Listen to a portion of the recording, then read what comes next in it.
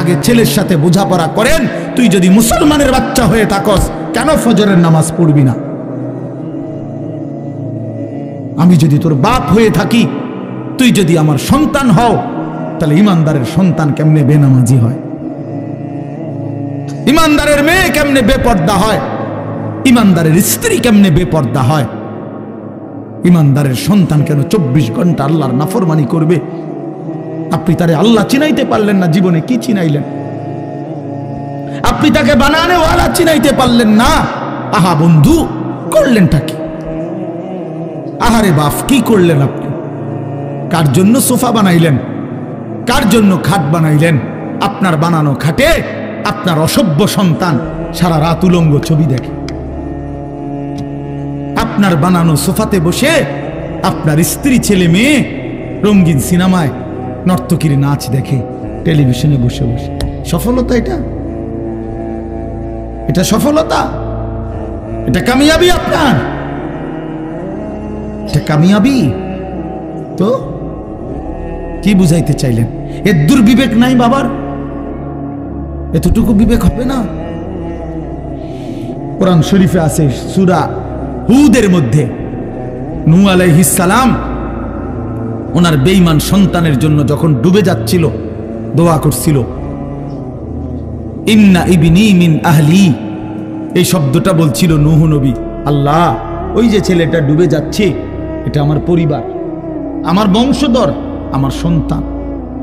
এই কদ্দুর কথা শুধু কইছে, এর দূরে শুধু কইছে, আর কিচ্ছু বলে নাই যে আল্লাহ তারে মাফ করে দেন, তারে মুক্তি দিয়া দেন, তারে ডুবানির থেকে বাঁচায় দেন, কিচ্ছু কয় নাই। এই কথা এখানে শুধু কইছে, আল্লাহ ওই যে ছেলেটা আমার পরিবার, আমার সন্তান। মানে মনের আবেগে আর কিছু কইতেছে না। কোরআন শরীফে আছে আল্লাহ তাআলা কোরআনের আয়াত নাজিল করছে, আল্লাহ ওয়াহি নাজিল করছে, ইয়া নূহ, হে নূহ, ইন্নাহু লাইসা মিন আহলিক, সাবধান, এটা তোমার সন্তান না। সরাসরি কোরআন শরীফ, এটা তোমার সন্তান নয়। ইন্নাহু আমালুন গায়রু সালিহ, এটা বেআমল, গায়রু সালিহ। আমলে সালেহকে কি বলে? নেক আমল বলে। তাহলে আমলে গায়রে সালেহ এটাতে কি বলে? বদ আমল। এটা আপনারা বুঝছেন না কথা? এটা সহজ কথা। আল্লাহ বলছে ও বদ আমল, ও নাফরমান, অতএব আপনার সন্তান না। এজন্য আমি পরিষ্কার ছেলেদেরকে বলি, বাবা তোরা যারা বেনামাজি, তুই মুসলমানের সন্তান না। মনে রাখিস বেটা, তুই লাওয়ারিস, তুই বেওয়ারিস, তোর কোনো মা নাই, তোর কোনো বাবা নাই, তোর কোনো পিতৃ পরিচয় নাই। মোবাইলের ওই নর্তকী তোর পরিচয়, মোবাইলের ওই উলঙ্গ নারী তোর পরিচয় হইতে পারে না। তুই কোনো মুসলমানের বাচ্চা না, ইমানদারের সন্তান নাফরমান হয় না। মনে রাখো। দেখো নারী, দেখো আরো দেখো, 16 বছর বয়সেই এত নারী দেখে ফেললা, 18 বছর বয়সেই এত উলঙ্গ ছবি দেখে ফেললা, বাকি জিন্দেগি কি করবা? বাকি জীবনটা কি করবা? সব তো দেখেই লাইলা, সব তো দেখেই ফেললা, পৃথিবী তো বোগে করে ফেললা, এবার জাহান্নামে ফেলানো ছাড়া আর বাকি কি? সব তো দেখেই লাইলা।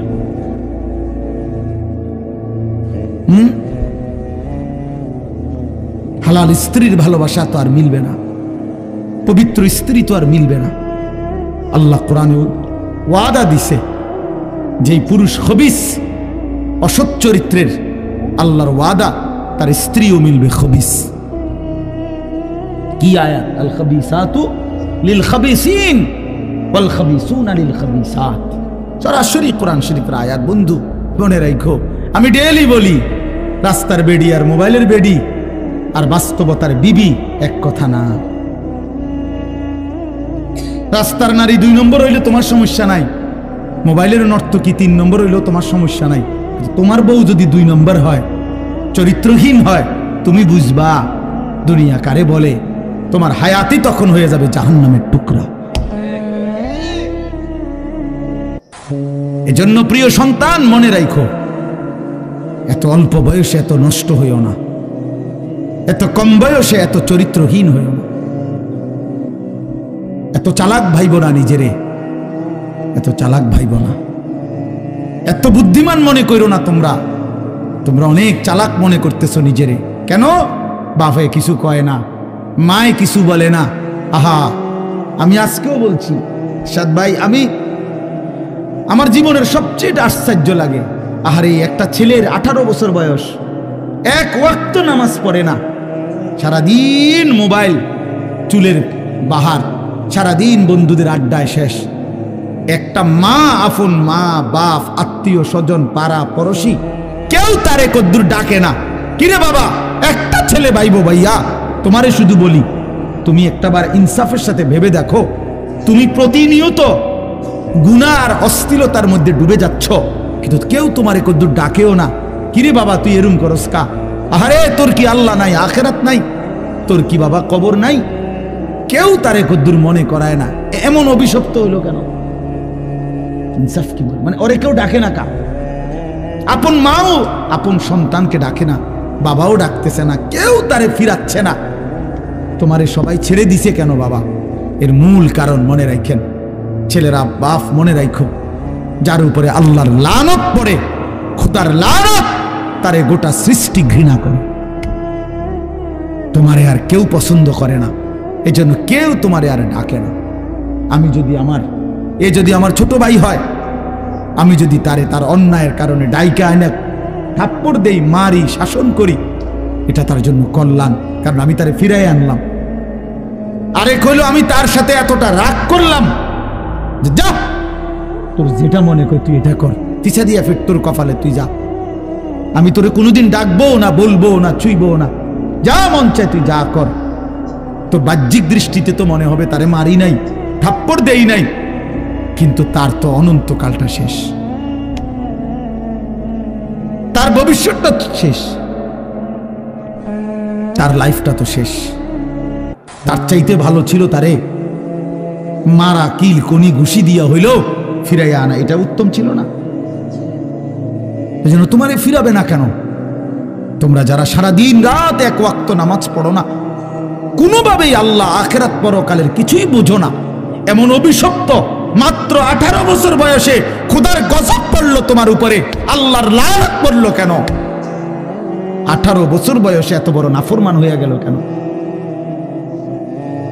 20 বছর বয়স না হইতেই বাবা তুমি এত বড় আল্লাহর অভিশপ্ত বান্দা হয়ে গেল কেন, যে কেউ তোমার আর পছন্দ করে না, কেউ ডাকে না?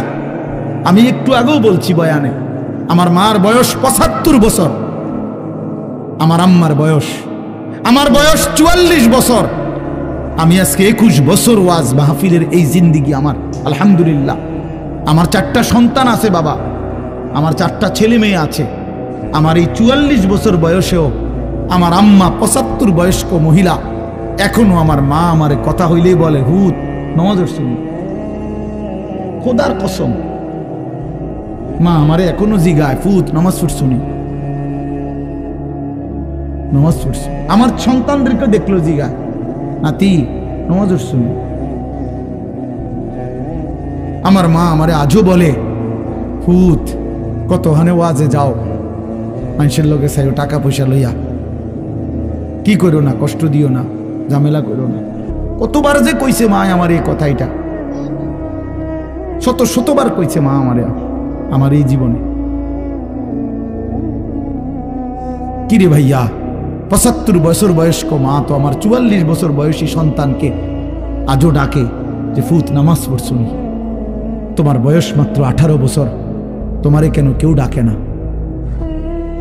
তোমার জীবনে এত বড় অভিশপ্ত হলো কেন? নুয়াল্লিহি মা তাওয়াল্লা ওয়া নুসলিহি জাহান্নাম ওয়া সাআত মাসীরা।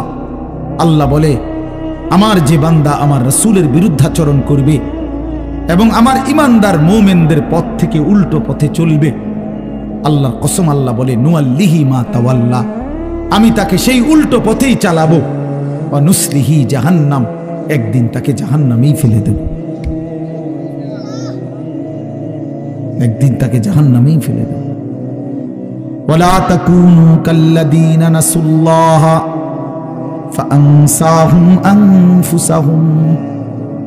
রব্বুল আলামিন বলেন, ইমানদার আমি আল্লাহকে এতটা ভুলে যেও না।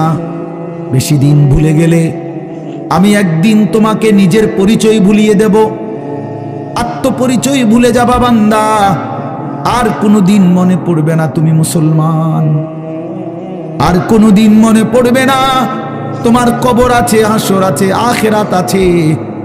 আর কোনোদিন পরকাল ভুলে দেব। ব্যস্ততম এই দুনিয়ায় কারাকারি কামরা কামড়ি করতে করতে, দুনিয়া কারাকারি করতে করতে, দুনিয়ার নেশায় পড়ে থাকতে থাকতে একদিন কবরে পৌঁছায় দেব, আখিরাত ভুলায় দেব। আল্লাহকুমুত তাকাসুর হাত্তা যুরতুমুল মাকাবির। আল্লাহ বলে বান্দা, দুনিয়া বাড়ানোর নেশায় আখিরাত ভুলে গেলা, কিন্তু মনে রেখো এরই মাঝে একদিন কবরস্থানে পৌঁছে যাবা। ঠিকই একদিন কবরস্থানে চলে আসবা। কাল্লা সাউফা তা'লামুন। সেদিন কবরে আসলেই আমি আল্লাহ তোমাকে বুঝিয়ে দেব আমার প্রতিটা নাফরমানির শাস্তি। এজন্য প্রিয় বন্ধু, আমার মূল বক্তব্য এবার ইনসাফের সাথে বুঝেন। সবাই আলহামদুলিল্লাহ মনোযোগী হইছেন, আমরা কম হই কিন্তু মনোযোগী হইছি। এই যে আন্তরিকতা নিয়ে এখন শুনতেছেন, এবার একবার এতক্ষণের ধমকা ধমকি মূল মাকসাদ, দোস্ত খোদার কসম আমি কোনো কারোর সাথে ঝগড়া করে বসছি না। ঝগড়া করে বসছি ভাইয়া এমন তো না যে কারোর সাথে আমার কাজ যা ঝগড়া হয়েছে। এই এতগুলো ধমকের মাকসাদ তো ফিরাইতে চাই, তোমার বিবেক জাগাইতে চাই, ইমানদারের বিবেক জাগাইতে চাই। এই জন্য এতগুলো শক্ত কথা বললাম। অর্থ হইল দিলটা জাগুক, ইনসাফ আসুক, বিবেক আসুক, জাগুক। তো যদি আমরা বুঝি আমরা মুসলমান, আমরা মুমিন, তাইলে বাপ আমাদের জিন্দেগি আখিরাত, আমাদের জীবন দুনিয়া না। দুনিয়া আমাদেরকে অল্প সময়ের জন্য দেওয়া হয়েছে, মূলতই আমাদের যাবতীয় হাসি কান্না আনন্দ বেদনা, আমাদের জিন্দেগির যাবতীয় প্রস্তুতি খোদার কসম আখিরাতের জন্য। আখিরাতের জন্য আমাদের সত্যিকার অর্থে আমরা একটা মিনিট আমার শায়েখ আরিফ বিল্লাহ হাকিমুন নফস আল্লামা মুফতি মুশতাকুন নবী কাসিমি হুজুর আমার মাদ্রাসায় কয়দিন আগে বয়ান করছিলেন। 8ই ফেব্রুয়ারি আমি আমার মাদ্রাসায় কিশোর যুবক ছেলেদের জন্য আলাদা ইসলাহি মজলিসের আয়োজন করছিলাম বয়ানের। 16 বছর থেকে 30 বছর বয়সী, শুধু এই বয়সী ছেলেদের জন্য প্রায় 600 ছেলে উপস্থিত হয়েছিল। তখন হযরত বলছিলেন ওইখানে বয়ানে যে ভাইয়া আমাদের জিন্দেগি দুইটা, আমাদেরকে আমাদের আল্লাহ দুনিয়া ছাড়তে বলে নাই, আখিরাত ভুলতে বলে নাই, দুনিয়া বাদ দিতে বলে নাই। আল্লাহ ওয়ালা তানসা নসিবাকা মিনাদ দুনিয়া, আল্লাহ বলছে বান্দা দুনিয়া ভুলে যেও না। আমি বাজার ব্যবসা হাট ঘাট চাকরি ক্ষেত খামার স্ত্রী সন্তান ঘর পরিবার ঘুম আহার নিদ্রা আমি কোনোটাই বাদ দিতে বলি নাই বান্দা, ছাড়তে বলি নাই। আমি আল্লাহ তোমাদের জিন্দেগি বানাইছি দুইটা, একটা হলো দুনিয়া আর একটা হলো আখিরাত। দুনিয়া তুমি কর্ম করবা আর আখিরাতের জন্য আমল করবা। দুনিয়া কর্ম, আখিরাত তোমার ধর্ম। দুনিয়ার জন্য করবা কর্ম, আখিরাতের জন্য করবা ধর্ম। তো ধর্ম এবং কর্ম, কর্ম এবং ধর্ম মিলবে, তোমার গন্তব্য জান্নাতে হবে। তাইলে এখন হুজুর একটা আশ্চর্য সুন্দর কথা কইছে যে আল্লাহ বলছে বান্দা দুনিয়া তোমার কর্ম, আখিরাতের জন্য তোমার ধর্ম। কিন্তু আখিরাত লম্বা সময়, দুনিয়া স্বল্প সময়। নবীজি সাল্লাল্লাহু আলাইহি সাল্লাম বলছেন একটা সাগরের মধ্যে যদি কেউ নিজের আঙ্গুল সুবায় ভিজায়, তো আঙ্গুলের অগ্রভাগে যেটুকু পানি এইটুকুই হলো দুনিয়া, আর সাগরের বাকিটা পানি আখিরাত। তাইলে আখিরাত লম্বা না দুনিয়া লম্বা বলেন? কিন্তু মজার বিষয় হলো লম্বা হলো আখিরাত, স্বল্প হলো দুনিয়া। কিন্তু আল্লাহ তাআলা আমার হায়াত, আমার সময় স্বল্প দুনিয়ার জন্যই দিয়েছেন বেশি, আর অনন্তকালের আখিরাতের জন্য আমল চাইছেন অল্প অল্প। সকাল 6টা বাজে 4 রাকাত ফজরের নামাজ, তাহলে 10 মিনিটের বিষয়। আবার দুপুর 1:30টা বাজে 10 রাকাত জোহরের নামাজ, 20 মিনিটের সময়। তাইলে ধরে নিলাম সকাল 6টার পরে 7টা 8টা 9টা 10টা 11টা 12টা 1টা, প্রায় 7.5 ঘন্টা পরে আবার 20 মিনিট, তাহলে সকালের 10 মিনিট আর দুপুরের 20 মিনিট, এই হলো 30 মিনিট মনে করেন আখিরাতের জন্য, আর 7.5 ঘন্টা আমার দুনিয়ার কর্মের জন্য। তাহলে স্বল্প সময়ের দুনিয়ার জন্য আমারে সুযোগ দিলেন বেশি, অনন্তকালের আখিরাতের জন্য আমলের জন্য চাইলেন আমার কাছে অল্প সময়, এটাও আল্লাহর জন্য আমরা দেব না? এটা ইনসাফ হইল? এটা বিবেকের দাবি হইল ভাইয়া? অতএব আমি অনুরোধ করছি, মেহেরবানি করে আমরা ভাবতে শিখি। আরে এই বাচ্চা লাগাই দিলেন কেন আপনারা, আবার নামাই দিলেন কেন? তাইলে শেষ, আমার কথা শেষ, আর অল্প একটু কথা। তাইলে আমি বলতে চাচ্ছি, আমরা যদি বুদ্ধিমান হইতাম তাইলে দুনিয়া আমাদের সুন্দরী চলে, আখিরাত সাথে নিলে দুনিয়া লস হয় না। আখিরাত সাথে নিলে 5 ওয়াক্ত নামাজ যদি কেউ মজবুত সিদ্ধান্ত নেয়, এটা কঠিন কিছু না। হালাল উপার্জনের কেউ সিদ্ধান্ত নিলে এটা কঠিন কিছু না। চরিত্র হেফাজতের সিদ্ধান্ত নিলে খোদার কসম এটা কিছুই না। আল্লাহ তাআলা হাদিসে কুদসিতে আছে, ওয়াদা দিছে, কেউ যদি আমি আল্লাহর ভয়ে চোখ হেফাজত করে, আমি তার দিলের মধ্যে ইমানের এমন স্বাদ দেব যে নগদ ইমানের মজা সে পাইতে থাকবে। খোদার কসম এটা হাদিস। মান তারাকাহা মাখাফাতি আবদালতুহু ঈমানান ইয়াজিদু হালাওয়াতাহু ফি কলবি। তাহলে গুনাহ ছেড়ে দিলে, আল্লাহকে মেনে নিলে, আল্লাহর ইবাদত করিলে খুব কঠিন কিছু না, খুব কঠিন কিছু না। এই জন্য প্রিয় ভাই আমার, বাপ আমার, এই শেষ বেলায় আমি এই অনুরোধটাই করতে চাই, আমরা যদি বুঝি আখিরাত আমাদের জিন্দেগি, পরকালের জন্যই আমাদের প্রস্তুতি, তাইলে আমাদের প্রস্তুতির আখিরাত সাজাইবার সবচেয়ে সুন্দর সিজন, শ্রেষ্ঠতম মাস মাহে রমজান। মাহে রমজান আমাদের সামনে একদম মুখোমুখি, শাহরু রমাদান, রমজান মাস। এই রমজান মাসটাকে কদর করার কথা আমি বলতে চাই, এটাই আমার শেষ আহ্বান। কেউ যদি বুঝি আমরা আমার আখিরাতি মূল, আমার দুনিয়া সামান্য, তাহলে আমাদের উচিত মাহে রমজানের প্রস্তুতি নেওয়া, মাহে রমজানের প্রস্তুতি নেওয়া।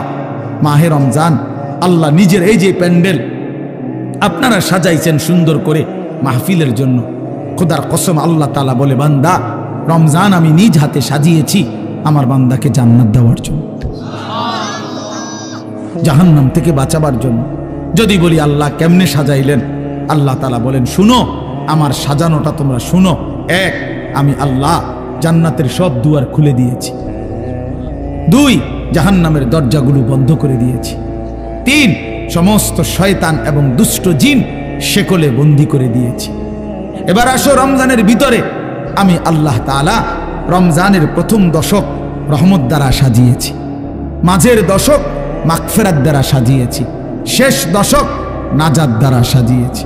এবার আসো ইবাদত, সারা বছরের ইবাদতের সাথে আমি আরো নতুন নতুন কতগুলো ইবাদত রমজানে যোগ করেছি। কি? 1 মাসের পূর্ণ রোজা, 1 মাসের পূর্ণ 20 রাকাত তারাবি, 1 মাসের জন্য ইফতার, 1 মাসের জন্য সাহারি। এই 4টাই ইবাদত। ইফতারও ইবাদত, সাহারিও ইবাদত। সাহারি বুঝুন তো না, রাত্রির খাবার। এরপরে রোজাটাও ইবাদত, এরপরে 20 রাকাত তারাবিও ইবাদত। আল্লাহ বলেন এরপরে শেষ দশক, শেষের 10 দিন এতেকাফ, মসজিদের এতেকাফ আমি এর দ্বারা সাজিয়েছি। শেষ দশকের বেজর রাত্রিগুলো আমি আল্লাহ তাআলা সবে কদরের দ্বারা সাজিয়েছি। সুবহানাল্লাহ। এরপরে আল্লাহ বলেন নেকির হিসাব, নেকির হিসাব হইল একটা নফল একটা ফরজের সমান, একটা ফরজ 70টা ফরজের সমান।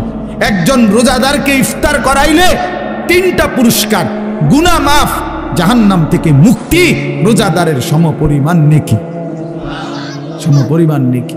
আল্লাহ তাআলা বলে, বান্দা এতভাবে আমি আল্লাহ রমজানকে সাজাইলাম, উদ্দেশ্য কি?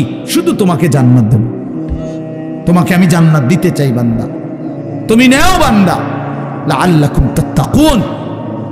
আল্লাহ বলছে 1 মাসে মুত্তাকি বানিয়ে দেব, 1 মাসে তুমি আমার গুনাহ ছেড়ে দাও, আমার একটা রমজান তুমি কদর করো বান্দা, আমি তোমারে মুত্তাকি বানিয়ে জান্নাতি বানিয়ে দেব। এই জন্য আল্লাহ বলছে শাহরু রমাদান। যে আয়াতটা আমি পড়েছি, আল্লাহ নিজে রমজান মাস, এই শব্দ রমজান মাস আল্লাহ নিজে কোরআনে উল্লেখ করছেন। এজন্য রমজান মাস এটা উচ্চারণ হয় বছরে কতদিন জানেন? প্রতিদিন প্রতিদিন প্রতিদিন। কেমনে? কারণ 24 ঘন্টা পৃথিবীতে কোথাও না কোথাও আল্লাহর কোরআন তিলাওয়াত হয়। আর শাহরু রমাদান এই শব্দ অতএব জমিনে 24 ঘন্টায় কোথাও না কোথাও কারো না কারো জবানে উচ্চারিত হয়। সারা বছর রমজানের কথা আলোচিত হয়। নাহলে এই শব্দ শাহরু রমাদান এটা কোরআন শরীফের শব্দ না, তাহলে এটা কেউ না কেউ তো পড়তেছে, কোথাও না কোথাও কেউ সবক দিতে আছে, কেউ শুনানি চলতে আছে।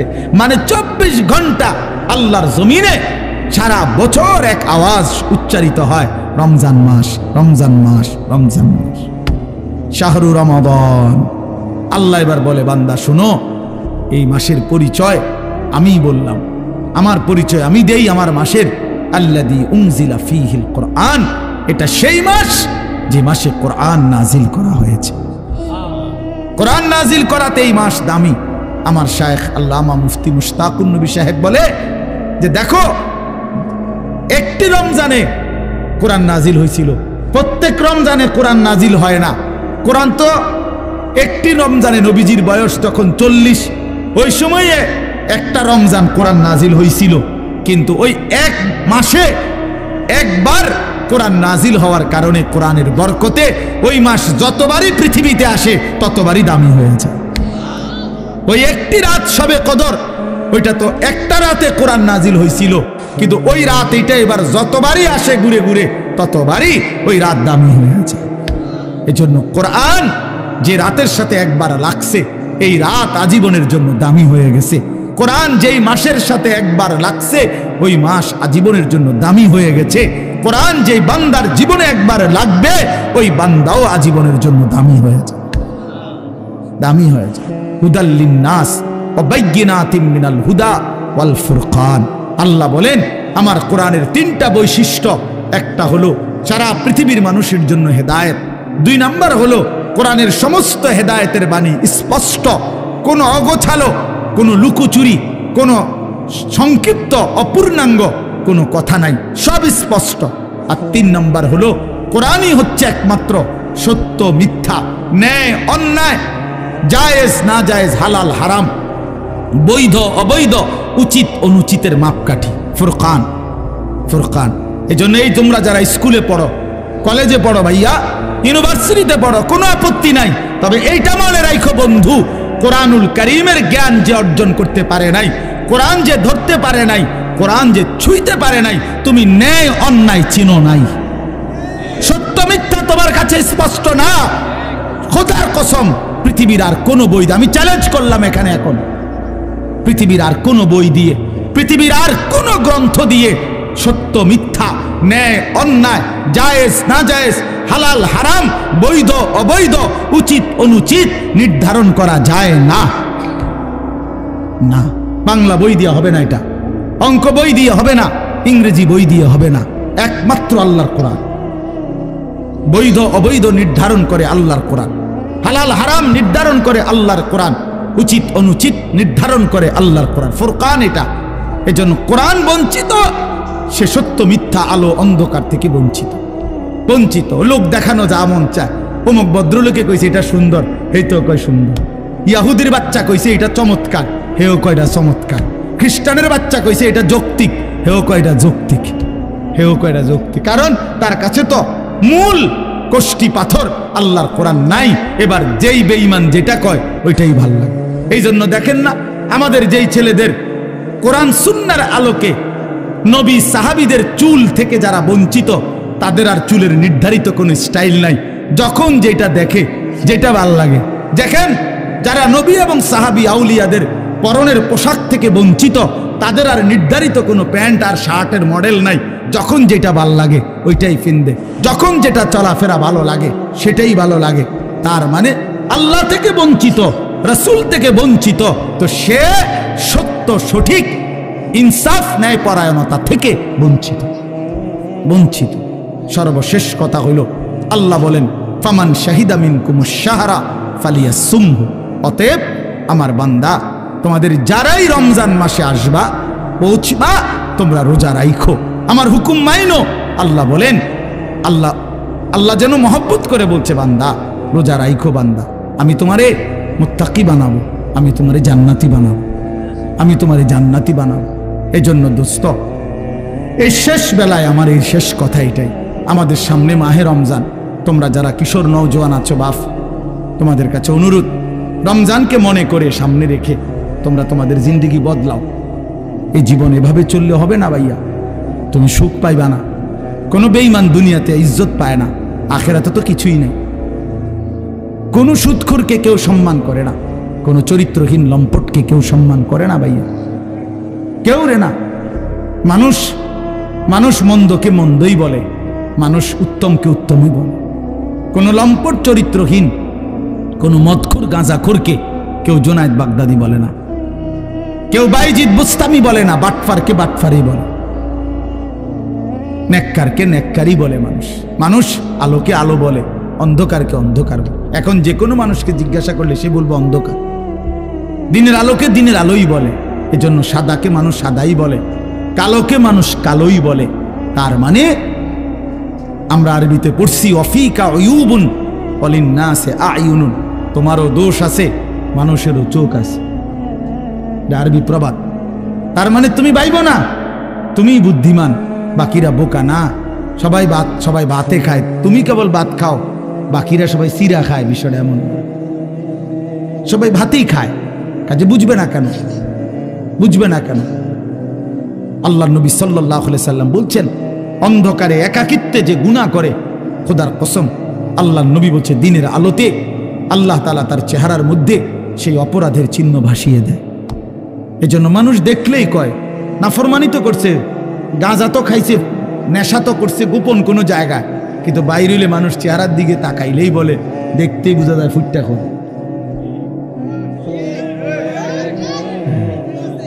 ফুটটা খোর, বাবা খোর, ডাইল খোর। হ্যাঁ, বুঝেন নাই? চেহারা দেখলেই বোঝা যায়। আমি তো এই জন্য অনেক সময় বলি যে অনেক ছেলে আছো তোমরা, তোমাকে সমবয়সী বন্ধু, তোমার চুল এবং তোমার স্টাইল দেখা কয় দোস্ত তোরে সেরকম লাগে। তা আমি বলি যে তুমি একটাবার জিঙ্গাইলা না দোস্ত, সেরকম তো লাগে বুঝলাম, সেটা কেডা? সে কে? যার মতো লাগে সে কে? তুমি তো আমার একটা কারো না কারো মতোই কইতে চাইছো যে সেরকম লাগে, তো সেরকমটা কে? সে কে?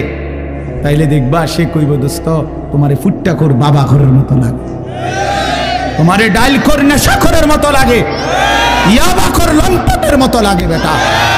এই জন্য দুশ্চরিত্রকে কেউ ইজ্জত করে না, বেহায়া নারীকে কেউ সম্মান করে না। কোন বেপর্দা নারীকে দেখে রাস্তার কোন লম্পট, কোন বখাটে দুশ্চরিত্র মানুষ যারা নারীকে দেখে, বেহায়া বেপর্দা নারীকে, তাকে নিয়ে কেউ রাবেয়া বসরির কল্পনা করে না, রাবেয়া বসরির কল্পনা করে না, তাকে নিয়ে অসভ্য কল্পনাই করে, উলঙ্গ কল্পনাই করে। এই জন্য ভাইয়া নিজের কদর করো, এটা উপলব্ধির বিষয়, এটা উপলব্ধির বিষয়। আল্লাহ আমাদেরকে বুঝ দান করেন।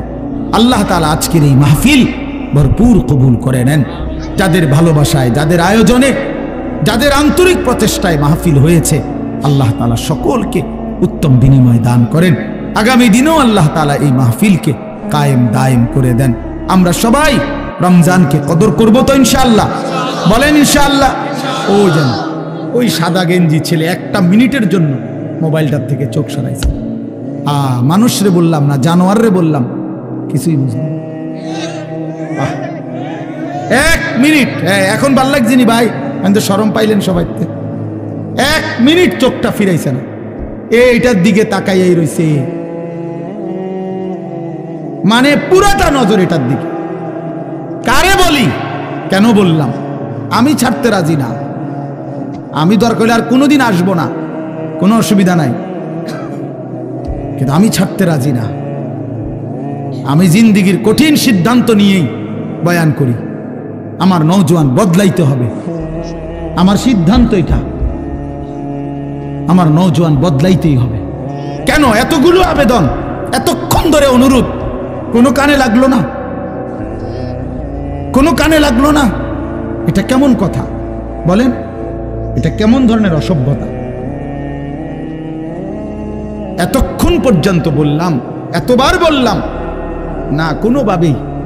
আমি বললাম না, অনেকের সিদ্ধান্ত এটা যে হুজুর আমি জীবনে কারো কথা শুনি নাই, আমি শুনবো না। আল্লাহ আপনাকেও মাফ করে দেয়। হ্যাঁ ভাইয়া, আমি আমার কথা স্পষ্ট এটা। তোমরা ফিরবা না কেন ভাই? আগামী দিনের ইসলামের জন্য লড়বে কে? আরে দুইটা স্লোগান দেওয়া দোস্ত আর বাস্তবতার ময়দান এক কথা না। 7ই অক্টোবর থেকে 2023 সাল 7ই অক্টোবরে হামাস, ফিলিস্তিনি গাজার মুজাহিদরা ইসরায়েলের ইহুদি কুত্তাদের সাথে যুদ্ধ করছে। আজকের এই দিন পর্যন্ত যুদ্ধ করছে। সব হারায় ফেলছে এক একজন, মা বাবা, পরিবার, স্ত্রী, সন্তান, বসত ভিটা, মাটি সব হারায়া এখনো ইসরায়েলের কুত্তাদের কাছে হার মানে নাই, মাথা নোয়ায় নাই। এই হিম্মত, এই বাহাদুর আর দুইটা স্লোগান এক কথা না বল, এক কথা না। আফগানের মুজাহিদরা একবার গোটা রাশিয়া না, সোভিয়েত ইউনিয়নের বিরুদ্ধে যুদ্ধ করছে এক টানা। সোভিয়েত ইউনিয়ন তখন রাশিয়া সহ আশপাশের অসংখ্য দেশ নিয়ে একসাথে ছিল, জোট সোভিয়েত ইউনিয়ন। ওদের সাথে একবার যুদ্ধ করে রাশিয়াকে, সোভিয়েত ইউনিয়নকে তছনছ করে ভাঙ্গা খান খান করে দিছে। রাশিয়া পরাজিত হয়েছে, সুপার পাওয়ার ছিল। এরপরে আবার আফগানের মুজাহিদরা আবার এই আমেরিকা সহ এই ইউরোপের সাথে যুদ্ধ করে আবারও এই তালেবান যুদ্ধ করে বিজয় লাভ করছে। অতএব লাগাতার যুদ্ধ করছে, লাগাতার কত শহীদ, কত রক্ত, কত খুন ঝরেছে, কিন্তু তারা ময়দান ছাড়ে নাই। শেষ পর্যন্ত বিজয়ের পতাকা আফগানের মুসলমানরা, মুজাহিদরাই উড়াইছে। এজন্য দোস্ত আমার কথা রাগ হইও না, তুমি বুঝতে শিখো। দুইটা স্লোগান আমিও দেওয়াইতে পারি, আমিও বলতে পারি এখন স্লোগান দাও, স্লোগান আমি উঠাইতে পারি, কিন্তু দুইটা স্লোগান আর বাস্তবতার ময়দান এক কথা না, এক কথা না, এক কথা না। তোমার কপালে সেজদা নাই, তোমার জিন্দিগিতে নামাজ নাই, তোমার চরিত্রের কোনো পবিত্রতা নাই, তুমি ইমানদারের সৈনিক হিসাবে টিকতা না, তুমি পারতা না, তুমি মাহাদির পক্ষে লড়তে পারতা না, তুমি ময়দানে যুদ্ধে টিকে থাকতে পারবে, টিকে থাকতে পারবে। এজন্য সেজদা লাগবে। হ্যাঁ হ্যাঁ, টিকে থাকতে হবে ভাইয়া। আমি অনুরোধ করছি, নওজোয়ান ইচ্ছা করলে পারে, নওজোয়ান ইচ্ছা করলে সম্ভব। কারণ আল্লাহ তাআলা কোরআনে আছে, শক্তি আল্লাহ কেবল দিছেনই যুবকের। কসম, কোরআন শরীফ আল্লাহ বলছে শিশুকাল দুর্বল, বৃদ্ধকাল দুর্বল, তো শক্তি কোথায়? আল্লাহ বলছে যৌবন। তাহলে শক্তি দিছেনই আল্লাহ কারে? নওজোয়ান, নওজোয়ান রে। নওজোয়ান যখন বুক সোজা করে দাঁড়াইছে যে গুলি আরো হোক, আমরা দাঁড়ানোর থেকে সরব না, শেষ পর্যন্ত জালেম গাট্টি লইয়া পলায়া গেছে, গাট্টি লইয়া পলায়া গেছে। কিশোর নওজোয়ান যখন দাঁড়াইছে বুক সোজা করে, তখন বেঈমান জালেম পলাইছে। দেখছেন না? এটা সাংঘাতিক ব্যাপার, সাংঘাতিক। যুবক পারে, আল্লাহ তাআলা শক্তি দিয়েছেন যৌবনে। যদি চায় প্রত্যেকের হাতে হাতে মদের বোতলও পৌঁছাইতে পারবে, আবার এরা যদি চায় প্রত্যেকের হাতে নামাজের মুসল্লাও তুলে দিতে পারবে। আমি একটা ছোট্ট উদাহরণ বলি, আমার এরশাদ ভাই মনে করাই দিয়েছে আমারে। আমি প্রতি বছর একটা জায়গায় যাই, চট্টগ্রাম সন্দ্বীপ একটা জায়গা আছে, বঙ্গোপসাগর পার হয়ে স্পিড বোট দিয়ে যাইতে হয়। আমরা প্রতি বছর ওইখানে মাহফিলে যাই। 2023 সালে অক্টোবর মাসে ওইখানে 4টা ছেলে, 4-5 ছেলে, যুবক কলেজের ছেলে, ওরা ফজরের নামাজ পড়ে নিয়মিত। তো এরা একদিন ফজরের নামাজের পরে সবসময় তারা সাগরের পাড়ে হাঁটে, তাদের দ্বীপের পাশ, তাদের বাড়ির পাশেই তো সাগর। তো একদিন তারা 4-5 জনে বলতেছে নিজেরা নিজেরা যে দোস্ত আমরা না হাইটা চলো ফজরের নামাজের সময় আমাদের বন্ধুদেরকে জাগাই, আরো কিছু বন্ধুদেরকে ফজরের নামাজ অভ্যস্ত করি। এই 4-5 জন ছেলে সিদ্ধান্ত নিছে যে কোন কোন এলাকায় যাবে, কেমনে কি করবে, একটা নকশা তৈরি করছে নিজেরা। এটা লিখবে কোথায়? ওরা নিজেরা আমার বলতেছে, হুজুর কাগজ পাচ্ছিলাম না তখন সকালবেলা ফজরের পর, তো পরে সাগরের পারে একটা সিগারেটের প্যাকেট নিয়া সিগারেটের প্যাকেট উল্টাইয়া, ওই জায়গাটা তো সাদা, বুঝেন নাই, ওইখানে আমরা আমাদের পরিকল্পনাটা লিখছি। লিখা এরপরে আমরা পরের দিন থেকে কাজ করছি। গত বছর নভেম্বরে 24 সালের 19 তারিখ আমি সেই সন্দ্বীপে মাহফিলে যাওয়ার পরে তারা আমার আগেই বলছে যে হুজুর আপনার মাহফিল রাত্রে যেখানে, মানে এই যেমন এখন মাহফিল করলাম, তো এই প্যান্ডেলেই ফজরের পরে আমগো মাহফিল, হেদের মাহফিল আলাদা, এটা ফজরের বাদে মাহফিলেই ফজরের বাদ। বলছে ওয়াইজ আমনে একজনই, ঠিক আছে, ওইখানে থাকতে হয়, রাত্রে আসার সিস্টেম নাই, গাড়িতে স্পিড বোট দিয়ে আইতে হয়। ফজরের পরে আমি দেখলাম ছেলেরা আসতেছে, সব কিশোর নওজোয়ান। এরপরে এই আধা ঘন্টার ভিতরে পুরাটা প্যান্ডেল 2টার সমান হইব, আমার মনে 3টার সমান হইব প্যান্ডেল, পুরা প্যান্ডেল পুরা। আমি ওই ছেলে এবারে বললাম কয়জন আপনাদের সদস্য? ওরা বলতেছে হুজুর এই 1 বছরের মেহনতে 4,500 ছেলে আমাদের লিস্টেড এখন ফজরের নামাজ জামাতে পড়ে। কসম খোদা, যুবক চাইলে পারে, যুবক চাইলে গড়তে পারে, যুবক চাইলে নষ্ট করে দিতে পারে। নবীজির একজন 16 বছরের সাহাবী হযরত আবু বকর সিদ্দিকের আমলে যায়েদ ইবনে সাবিত, ওনাকে তিনি বলছিলেন কোরআন সংকলন করতে, কোরআন একত্র করতে। তো তিনি জিজ্ঞেস করছিলেন পারবানি এটা? তিনি বলছেন আমি চাইলে, আপনি বললে আমি পাহাড় কাইটা আরেক জায়গায় স্তূপ দিতে পারব। পারতাম না কেন? নওজোয়ান পারবে না তো পারবে কে? এই জন্য প্রিয় নওজোয়ান, তোমাদেরকে বলি ভাইয়া, যারা এই মাহফিল সাজাইছো ভাই, তোমাদের কাছেও যুবক ভাই অনুরোধ, ফিকির করা দরকার। গতানুগতিক শুধু একটা মাহফিল না, এখানেই যেন শেষ হয়ে না যায়। তুমি আবার ভাবো, তোমরা নওজোয়ানরা, এই সমাজের মানুষ, আমাদের ছেলেদেরকে, কিশোরদেরকে নামাজি বানানোর জন্য আর কি করা যায়, আরো পদক্ষেপ নাও। কিভাবে ফজরের নামাজ একে অপরকে ডাকা যায়, চেষ্টা করলে বুদ্ধি বের হবে, একসাথে বসলে বুদ্ধি বের হবে। আরো কিভাবে মানুষের সমাজের কল্যাণ 2 ভাবে হয়। এক হলো মানুষকে অন্ন, বস্ত্র, বাসস্থান, চিকিৎসা, শিক্ষা, সামগ্রী, বিভিন্ন এই পণ্য, এগুলো দেওয়ার মাধ্যমেও মানব সেবা। আরেকটা হলো মানুষের জিন্দেগি পরিবর্তন করে দেওয়া, এটাও শ্রেষ্ঠতম মানব সেবা। এক ছেলে আল্লাহর রাস্তা পেয়ে গেছে, এক ছেলের নামাজের মজা পাইয়া গেছে, এটাও অনেক বড় কল্যাণ। আল্লাহ আমাদের সন্তানদেরকে, আমাদের যুবকদেরকে কবুল করে নেন।